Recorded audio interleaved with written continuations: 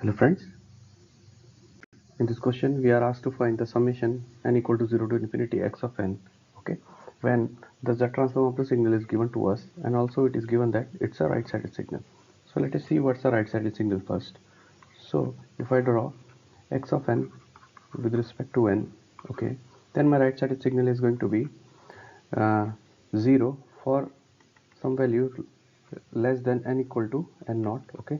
Here it's going to be 0 and after that it's going to be some value, okay, for other n where n is more than n naught, okay, it's going to be x of n is not going to be 0, okay.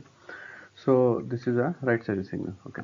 So how to proceed for this question? What I will do is I can rewrite this function, okay, x of z as 2z cube over 2z squared plus 3z squared over 2z squared minus z over 2z squared plus 2 over 2z squared, okay. And now I will simplify the powers of z here. So this 2 gets cancelled with this 2, okay, and this powers, if I simplify, this becomes z plus 3 by 2 plus 1 by minus 1 by 2, okay, z inverse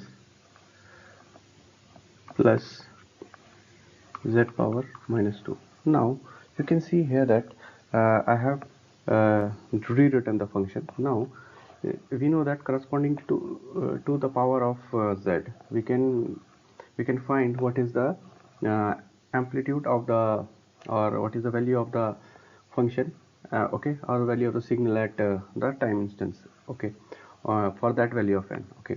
So here you know that this with no in no coefficient of z or z power 0, this will correspond to n equal to 0, okay.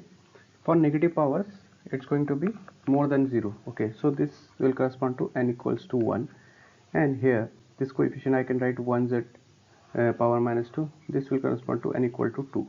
Similarly here this will will be n equal to minus 1. So now I have got my signal, okay. So my x of n is, if I write 1, okay, 3 by 2, okay, minus 1 by 2 and 1, and it is going to be this arrow will shows that this is at n equal to 0. Now here moving on, once we have found what our function is, we have to find thus the summation n equal to 0 to infinity, okay. So remember here he is asking from n equal to 0 to infinity, so that will be if I n equal to 0 to infinity x of n, if I write, that's going to be x is equal to 0, x0, x1 and x2, okay. Remember it's not going to, you can't include this term, okay, because he is asking from n equal to 0 to infinity.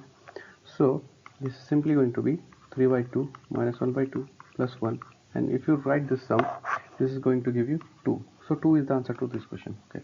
So this is how you can solve this question, okay. So thanks for watching.